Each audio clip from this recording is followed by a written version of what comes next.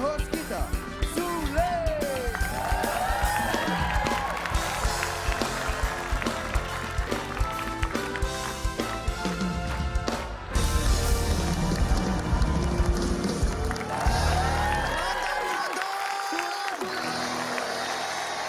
Kelihatannya semangat sekali ya penonton pada malam hari ini ya.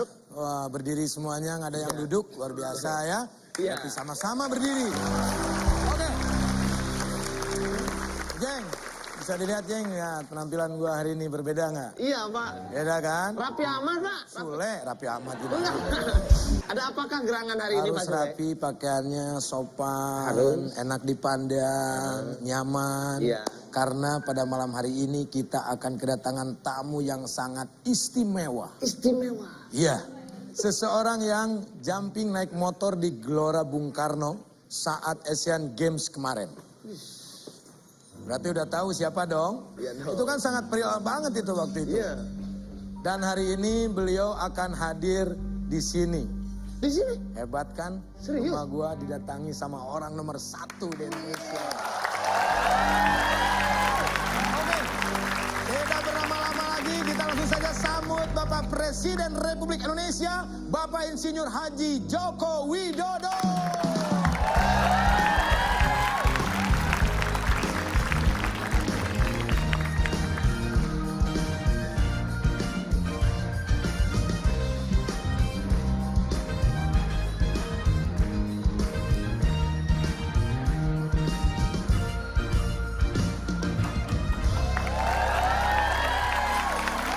Terima kasih Pak Presiden sudah mau belusukan ke rumah saya. Saya merasa ciri khas Bapak kalau ketawa kan gitu. Iya. Saya sangat bangga Pak, bangga sekali tak terhingga. Bapak mau singgah di rumah saya. Bagaimana Pak tadi perjalanan dari istana atau dari mana Pak? Oh dari istana ya. Mungkin nggak bisa ngomong karena ketutup sama helm Pak ya. Pak mohon maaf nih Pak. Biar nggak kepanasan, biar saya juga bisa langsung bertatap muka dengan Bapak enak. Bisa dibuka mungkin Pak di helmnya? Helmnya. Ternyata Pak Presiden tuh selera humornya tinggi ya. Apa?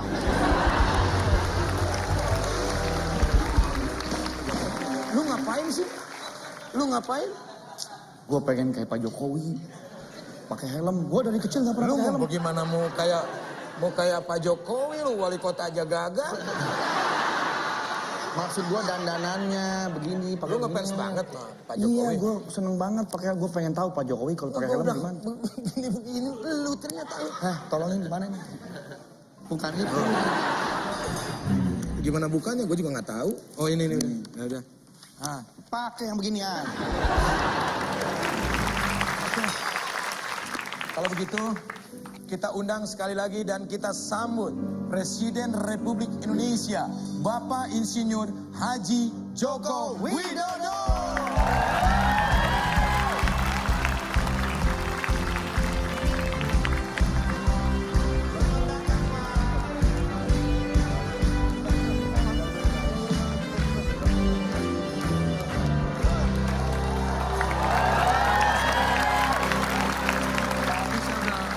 Deg-degan Pak, niru-niruin Bapak pakai Kenapa helm. deg-degan? Dia yang apa? Ini dia apa tadi Pak?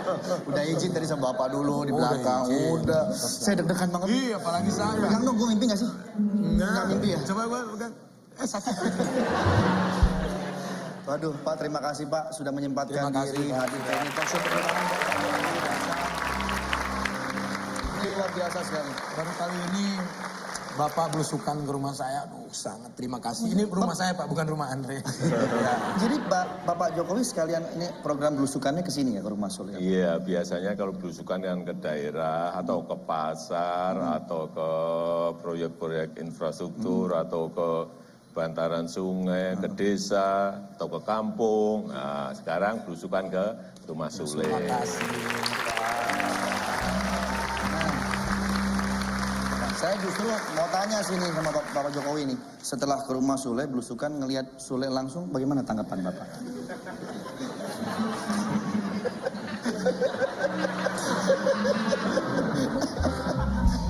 Bagaimana Pak? Sebelumnya saya bayangin Mas Sule itu ganteng. Nah, ini nih.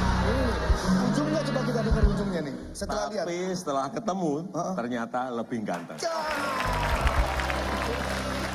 Aduh, Pak. Gua sebagai temen lo, ya 10 tahun gua bersama lo. Baru kali ini ada salah satu orang yang memuji Pak Presiden. Iya, makanya. Luar biasa. Terima kasih Pak. Tapi oke, Ndre, lu tadi kenapa lu berpakaian seperti Bapak waktu di Iya, video minta di maaf Asian nih Pak. Games? Sebetulnya saya tuh dandan begitu karena terkesima dengan tayangan video waktu Bapak naik motor menuju GBK itu menurut saya luar biasa. Iya. Sampai jumping begitu. jumping, ya. Nah, jadi ada kesan tersendiri buat saya tuh Pak. Ya itu kan apa? Itu kan hiburan ya. Itu kan pertunjukan dalam rangka opening seremoni Asian Games 2018 yang lalu. Saya saat itu disampaikan oleh Mas Tama, Pak Jokowi, naik motor gimana? Oh saya siap-siap saja, saya juga sering naik motor kemana-mana juga. Ya itu naik, tapi yang jumping itu bukan saya. Masa presiden suruh meloncat gitu sendiri, itu stuntman. Stuntman ya Pak ya. Biar enak mungkin Pak ngobrolnya Pak. Silakan Pak. Tepuk tangan buat Pak Jokowi.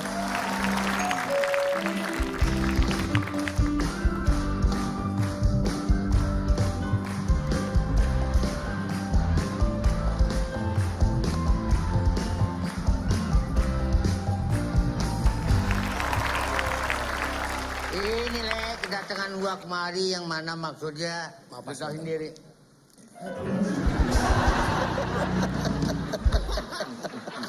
Baik Pak RT. Ini RT di sini Pak. Lu ngomong lah, ini atasan gua nih.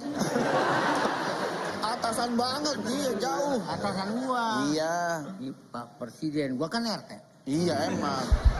Pak Presiden Jokowi. Presiden, Nah, saya ngomong begitu barusan. Presiden RI. Ya kan saya ngomong begitu tadi. Budek sih lo.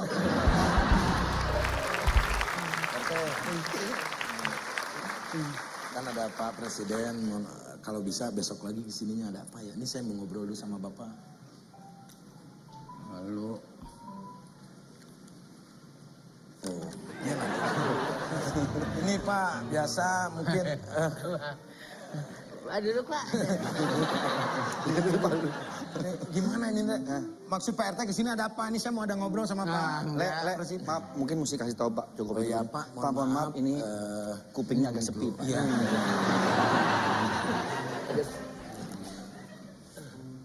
Sumbangan lahan parkir baru. Maaf ya Pak ya.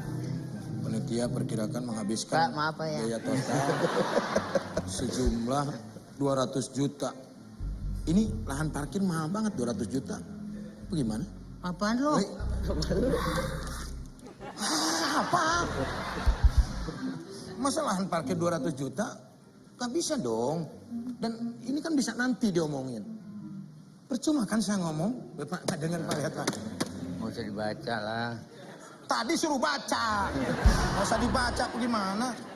Ini Pak biasa dia tuh suka modus Pak kalau kesini Pak. Jadi lahan parkir kalau ada yang parkir harus bayar sama dia Pak. Padahal tanahnya orang lain Pak. Gitu. Nah syukurin dimarahin. Nah, ini Pak sering modus Pak RT ini Pak.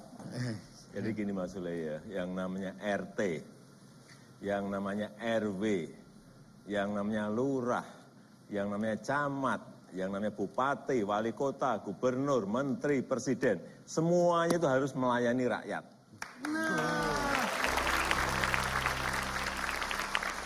Dengerin, melayani rakyat. Ini malah kami yang melayani RT terus Pak. Saya sudah capek Pak. Mau dipecat juga susah mecatnya. Tuh kan betul-betul. Gitu Pak. Harus melayani rakyat ya. Pertama melayani rakyat. Yang kedua tidak boleh ada pungli. Nah ini pungli terus Pak. Ini pungli terus Pak. Yang ketiga kalau bisa dipercepat jangan dilama-lamain. Ini mau, nah ini Pak. Iya. Pak Presiden ini mohon maaf nih. Pak RT ini saya kemarin waktu sebelum yang KTP seumur hidup saya memperpanjang KTP malah KTP-nya dipanjangin. Tuh dengerin, harus melayani masyarakat, rakyatnya, jangan Pak RT terus minta dilayani. Apa aja yang ngomongin sih? Udah sekarang tuh uang-uang yang ditarikin tadi buat parkiran dikembaliin aja Pak RT. Oh nggak bisa begitu. Ini karena Bapak Presiden sudah mengatakan begitu, uang yang gue udah ini kan mesti gue tarikin, gue kembalikan lagi. Saya ngomong begitu tadi.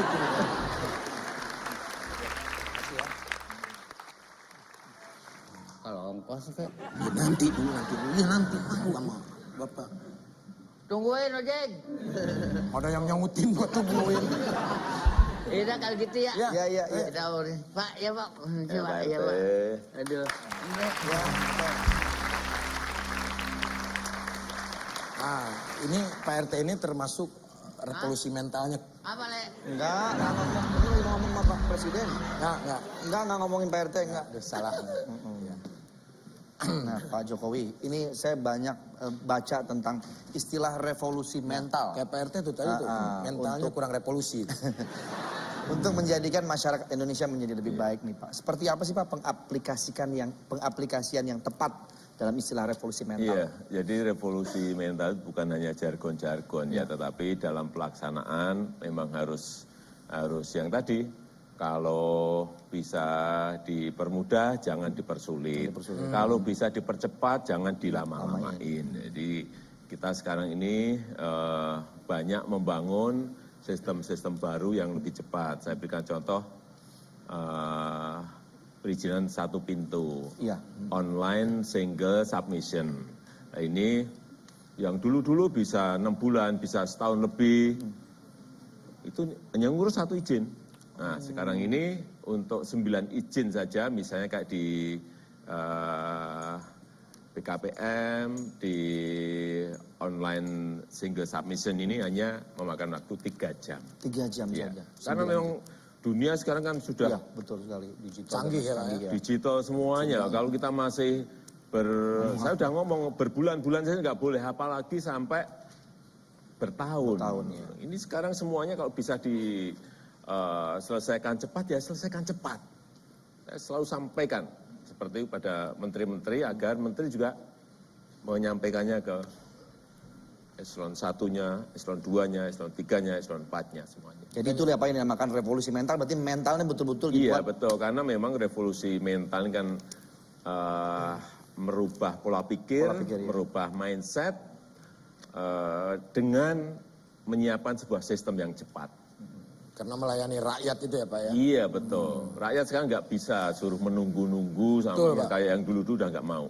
Semuanya harus serba cepat dan dunia juga berubahnya begitu sangat cepat. ya. Bapak juga kan dari waktu gubernur, Nyalon waktu- gubernur dulu ya. Ah, Nah, ada itu istilah belusukan. belusukan.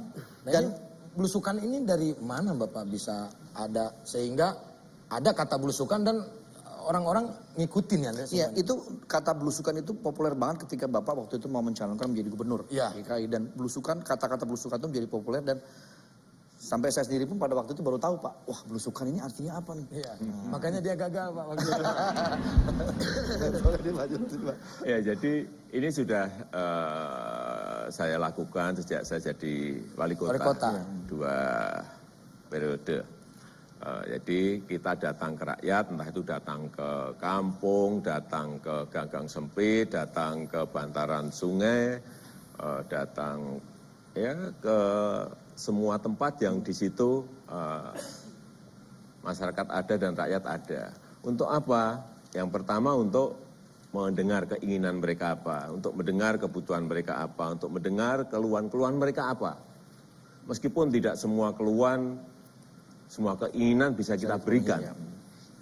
Apalagi dalam waktu cepat. Kalau biasanya bisa kita putuskan cepat ya, bisa kita selesaikan. Tapi ada yang juga lama, ada yang juga nggak bisa diselesaikan. Jadi gunanya belusukan adalah mendengarkan keinginan rakyat, keluhan rakyat, dan juga yang kedua untuk ngecek program dan proyek-proyek. Misalnya kita datang ke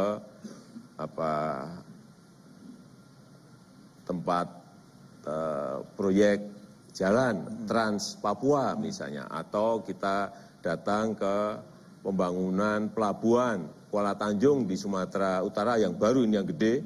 Kemudian kita datang ke pembangunan airport Kertajati di Jawa Barat atau ke Ayani yang baru di Semarang.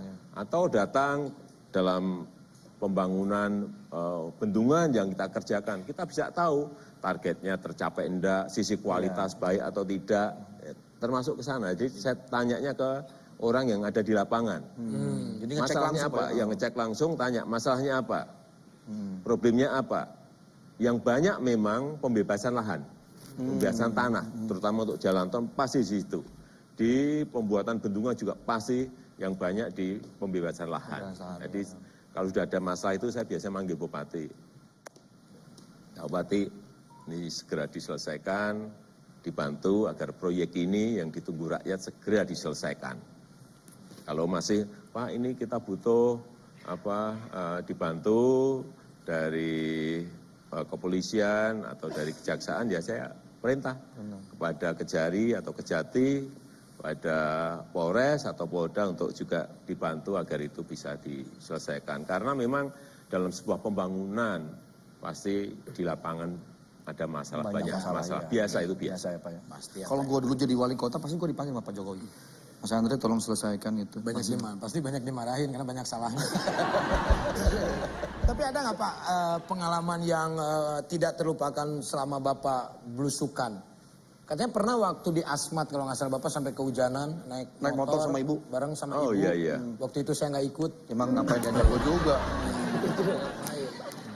Ya saat itu kan Asmat itu hanya bisa dilalui lewat motor. heli atau dengan lewat kapal air ya. Saya naik heli baru turun gitu, kemudian keluar dari heli naik motor karena jalannya itu hanya jalan sempit kecil dan pakai kayu jalannya sehingga naiknya naik motor. Saya naik bebek, Bu Jokowi saya boncengin. Naik. Pegangan nggak tuh ibu, Pak? Itu belum pegangan. Belum pegangan ya, baru naik, kemudian maju, baru berapa meter gitu hujan. Nah, langsung hujan kan. Saya agak ngebut itu karena hujannya semakin deras. Nah, saat itu Bu Jokowi langsung gini.